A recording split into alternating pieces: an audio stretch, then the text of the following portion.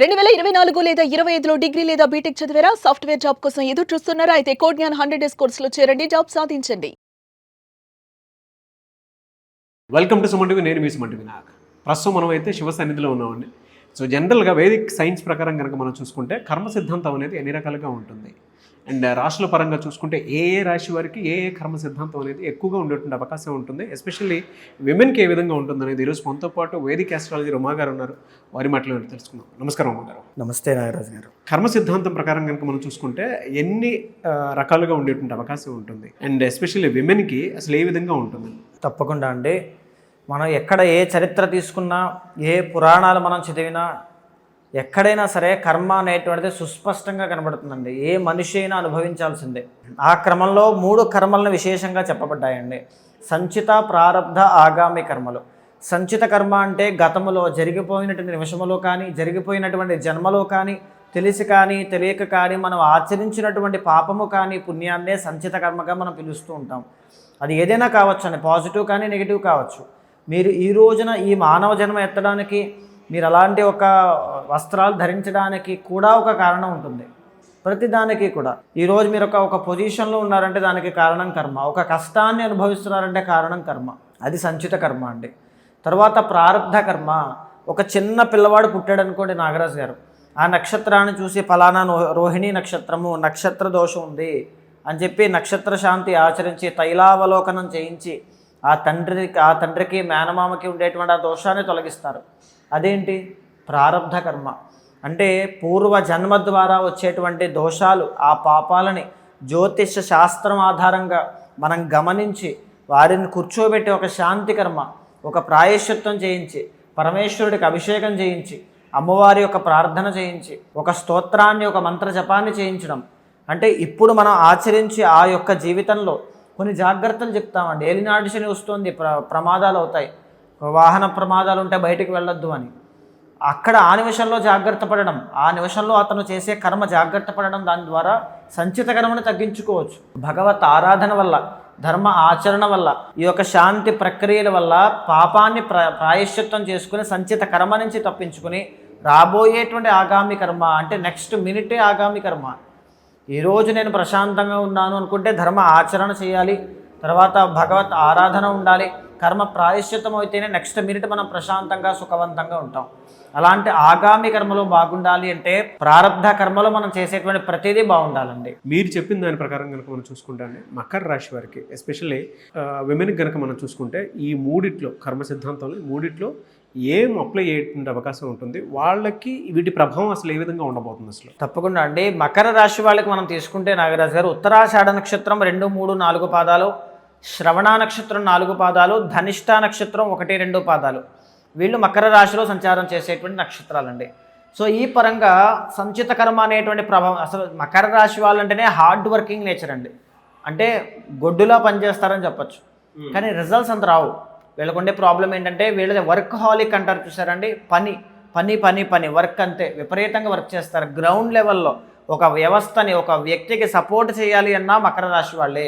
మకర రాశి వాళ్ళ మీద ఒక పని అప్పచెప్పి మనం వెళ్ళినప్పుడు మళ్ళీ వెనక్కి తిరిగి చూసుకోకర్లా, అంత స్ట్రాంగ్గా ఉంటుందన్నమాట వాళ్ళ యొక్క కమాండింగ్ పవర్. కానీ అన్ని కూడా ఆర్గనైజేషన్ స్కిల్స్ అన్నీ బాగుంటాయి. కానీ వీళ్ళకి వచ్చే ప్రాబ్లం ఏంటంటే వీళ్ళ కుటుంబం వీళ్ళకి కలిసి రాదు. కుటుంబ సభ్యుల మధ్యలో తగాదాలు అనేటువంటివి, కుటుంబంలో శత్రువులు చాలామంది ఉంటారు. నరముల యొక్క బలహీనత, జ్ఞాపక శక్తి లేకపోవడం ఒకటి, వీళ్ళు తీసుకునే మీరేదో తెలివితేటలతో తీసుకోవడం అనేటువంటి విషయం మీద రాంగ్ డెసిషన్స్ తీసుకోవడం వల్ల నష్టపోవడం ఒకటి, ఇది బాగా చూస్తారండి. ఆల్సో ఇంకొక మాట ఏంటి అంటే nervous break down, varicose veins అంటారండి. మకర రాశి వాళ్ళకి ఎక్కువగా కనబడుతుందండి వెరికోస్ వెయిన్స్, ఖచ్చితంగా ప్రాబ్లం ఉంటుంది. తర్వాత ఇంకొక మాట ఏంటి అంటే అష్టమాధిపతి రవి, దీనివల్ల ఫాదర్ లాస్, ఏదైనా చిన్న వయసులో తండ్రి మరణించడం కానీ, లేకపోతే ఫాదర్ రిలేటెడ్ ప్రాబ్లమ్స్, ఆయన యొక్క నిర్ణయాలు వీళ్ళ జీవితం మీద వ్యతిరేకంగా పడడం కానీ, ఆయన అలా ఉండడం వల్లనే మేము ఇలా ఉన్నాం, లేకపోతే ఇంకా గొప్పగా ఎదిగే వాళ్ళం అనేటువంటి ఒక భావన, అసంతృప్తి పుట్టడం కానీ, వీళ్ళ యొక్క జీవితం వల్ల కానీ, వీళ్ళ యొక్క ప్రవర్తన వల్ల కానీ తండ్రికి ఇబ్బందులు రావడం కానీ ఏదైనా జరగచ్చండి. తండ్రి అనేటువంటి విషయం మీద ఖచ్చితంగా ప్రాబ్లం కనబడుతుంది.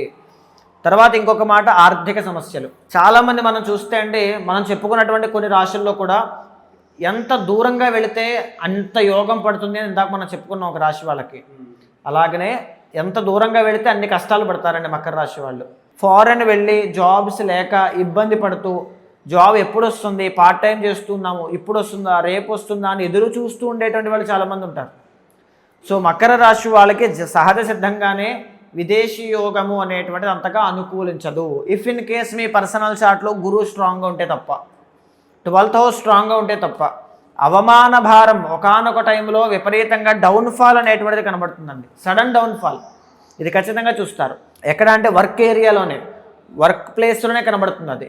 రెండవది ఏంటి అంటే మకర రాశి వాళ్ళకి ఆర్థిక ఇబ్బందులు, సడన్గా ఫైనాన్షియల్ లాసెస్ అనేటువంటివి చూస్తారండి. సడన్గా అవమానం, ఫైనాన్షియల్ లాసెస్ ఒకటి, తర్వాత గురు అనారోగ్య సమస్యలు. దేనికి సంబంధించినవండి? గురువు అంటే లివర్ ఫ్యాట్, అది ఫ్యాటీ లివర్ కావచ్చు, ఒబేసిటీ కావచ్చు, ఓవర్ వెయిట్ కావచ్చు, డయాబెటీస్ కూడా కావచ్చు. వాటికి సంబంధించిన హెల్త్ ఇష్యూస్ అనేటువంటివి ఇబ్బంది పెట్టడం. అష్టమాధిపతి రవి అనేటువంటి ఆయన వల్ల కంటి సమస్యలు కానీ, వాహన ప్రమాదాలు, బోన్స్ అనేటువంటి ఫ్రాక్చర్స్ అవ్వడం కానీ ఇలాంటివి జరిగేటువంటి అవకాశాలు ఉంటాయండి.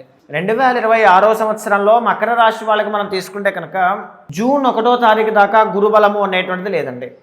జూన్ 1వ తారీఖు దాకా లేదు. వీళ్ళు ఎంత కష్టపడినా మాకు రిజల్ట్స్ ఏవి రావట్లేదండి, మేము ఎంత పూజ చేసినా దేవుడు కనికరించట్లేదండి, కరుణించట్లేదండి, ఇలాంటి బాధపడుతూ ఉంటారు.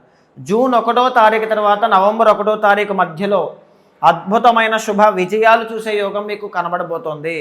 మీకు అదృష్టం ఏంటంటే శని చాలా బాగున్నారండి, కానీ రాహు బాగాలేదు. రాహు ద్వితీయంలో ఉన్నారు.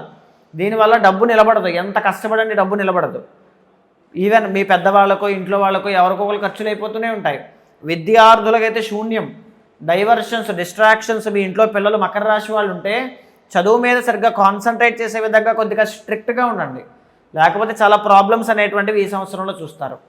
సో మేజర్లీ వీళ్ళకు ఉండేటువంటి కర్మ ప్రాయశ్చిత్తం అయ్యేంత వరకు కూడా, ఈవెన్ కొన్ని సందర్భాల్లో గురుబలం పెరిగినప్పటికీ కూడా నాగరాజు గారు ఆ కర్మ అనేటువంటిది ఇబ్బంది పెట్టినప్పుడు తండ్రి వల్ల ఆ వెరికోస్ వెయిన్స్ కానీ, లేకపోతే ఆర్థిక ఇబ్బందులు, అవమాన భారాలు, కెరీర్లో గ్రోత్ లేకపోవడం కానీ, లేకపోతే ఇందాక మనం చెప్పుకున్నాం hard working but no results, ఇలాంటివన్నీ కూడా చాలా తీవ్రంగా చూస్తారండి.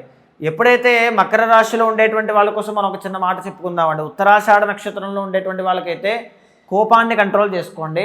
నెంబర్ 2, చిన్న వయసులోనే మీకు హెల్త్ ఇష్యూస్ వస్తాయి. రవి శని కాంబినేషన్, మీకు మీరే శత్రువు కింద మారిపోతారు. మీ జీవితానికి మీరే శత్రువు. శ్రవణ నక్షత్రం అసలు తీవ్రమైనటువంటి మానసిక ఒత్తిడి అనమాట అండి. జీవితంలో వీళ్ళకి లేనిది ఏంటంటే ప్రశాంతత, నిద్ర ఉండదు, చాలా తీవ్రం. అది మ్యారేజ్ అయిన తర్వాత ఇంకా పెరుగుతుంది, లేకపోతే కంప్లీట్లీ తగ్గిపోతుంది. ఎందుకంటే బ్లూ ప్రింట్ మనం చెప్పుకుంటున్నాం కాబట్టి. ధనిష్ట నక్షత్రం గొడవలు, కేసులు, తర్వాత లీగల్ లిటిగేషన్స్, రుణ బాధలు, అప్పుల బాధలు విపరీతంగా పెరిగిపోతాయి కుజుడు కాబట్టి. సో ఖచ్చితంగా ఈ నక్షత్రాల వాళ్ళు కూడా వాటికి సంబంధించిన విషయాల్లో జాగ్రత్తగా ఉండండి. మళ్ళీ ఒక్కసారి మనం డీటెయిల్డ్గా ఒక్కొక్క నక్షత్రానికి చూద్దాం. కానీ కర్మ అనేటువంటిది ఎప్పుడైతే ప్రాయశ్చిత్తం అవుతుందో 2026వ సంవత్సరంలో ఏ సమస్యతోనైనా, ఏ ఏరియా ఆఫ్ లైఫ్లోనే మీరు బాధపడాల్సిన పని ఉండదు. ఎలా సార్ అంటే దీనికి సంబంధించినటువంటి వాటిలో కనుక మనం చూస్తే వీళ్ళకి రెమెడీ ఏ విధంగా ఉంటుంది? అంటే ఈ రాశి వారికి పర్టికులర్గా ఎలాంటి రెమెడీ ఉంటుంది, ఏం చేస్తే బాగుంటుంది, వాళ్ళకి అనుకున్న విధంగా కలిసి రావడానికి అవకాశం ఉంటుంది? ఫిబ్రవరి 15వ తారీఖు మాఘమాసంలో వచ్చేటువంటి మహాశివరాత్రి పర్వదినాన్ని పురస్కరించుకుని రాత్రి జాగరణతో పాటుగా ఏకాదశి రుద్రాభిషేకాలండి. 1,00,000 బిల్వార్చన, ఒక్క బిల్వదళంతో పూజిస్తేనే అఖండమైన పుణ్యం, కర్మంత ప్రాయశ్చిత్తం అవుతుంది. కానీ 1,00,000 బిల్వార్చన, ఇంట్లో ధన ధాన్య సమృద్ధి కలగడానికి లక్ష్మీ గణపతి హోమం. ఈ తులారాశి వాళ్ళకి అధిపతి శుక్రుడు కాబట్టి వీళ్ళకి శుక్రుడికి అధిపతి అయిన కమలాత్మికాదేవికి హోమం అండి. తామర పుష్పాలతో విశేషంగా హోమం. కమలాత్మిక శ్రీచక్రార్చన, కమలాత్మిక యంత్రార్చన. తరువాత నాగదోషాలు కానీ, సర్పదోషాలు కానీ, శత్రుబాధలు కానీ, నరఘోష కానీ ఇబ్బంది పెడుతూ ఉంటే సుదర్శన హోమము.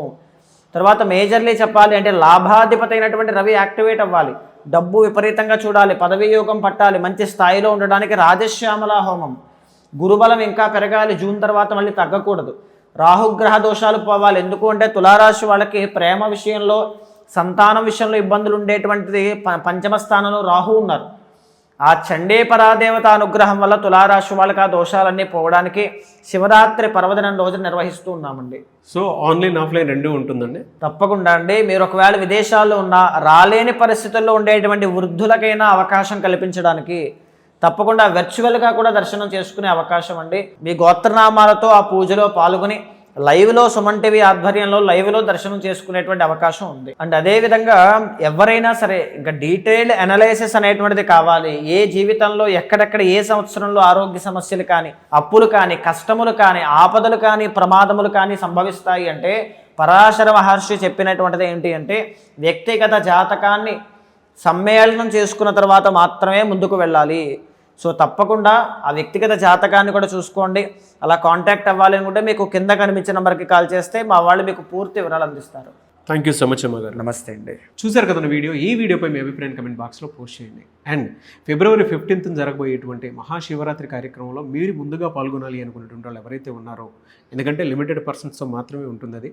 ఎవరికైనా సరే అంటే ఉన్నటువంటి స్థలం కానివ్వండి, అక్కడ ఉండాల్సినటువంటి ప్రోటోకాల్ ప్రకారం ఎంతవరకు అయితే ఉంటుందో అంతవరకు మాత్రమే తీసుకుంటున్నాము. కాబట్టి ఎవరైనా సరే వీడియో చూసిన వెంటనే మీరు కనుక పాల్గొనాలి అనుకుంటే, ఆ జాగరణలో పాల్గొనాలి అనుకుంటే అందరం కలిసి ఒకే చోట కూర్చొని ఆ రోజు శివరాత్రి జాగరణ చేసుకుందాము. ఎన్రోల్ చేసుకోవాలి అనుకునేటువంటి వాళ్ళు స్క్రీన్ మీద మీకు కాంటాక్ట్ నెంబర్ కనిపిస్తుంది. దానికి మీరు కాల్ ఆర్ మెసేజ్ వాట్సాప్ చేసినా సరే మీరు డెఫినెట్గా ఎన్రోల్ చేసుకోవచ్చు. అండ్ వ్యక్తిగత జాతకం కావాలి అనుకునేటువంటి వాళ్ళైనా సరే ఉమాగారిని అప్రోచ్ అవ్వాలి అనుకుంటే మాత్రం స్క్రీన్ మీద కనిపిస్తున్న నెంబర్ సంప్రదించండి.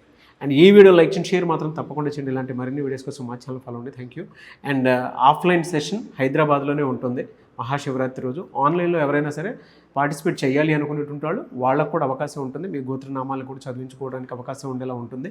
ఆన్లైన్ ఆఫ్లైన్ రెండు ఉంటాయి. బట్ హైదరాబాద్లో మాత్రం మీరు రావాలి అనుకునేటువంటి వాళ్ళు ముందే ఎన్రోల్ చేసుకోండి. అండ్ ఈ వీడియో లైక్ చేయండి, షేర్ మాత్రం తప్పకుండా చేయండి. ఇలాంటి మరిన్ని వీడియోస్ కోసం మా ఛానల్ ఫాలో అండి. Thank you.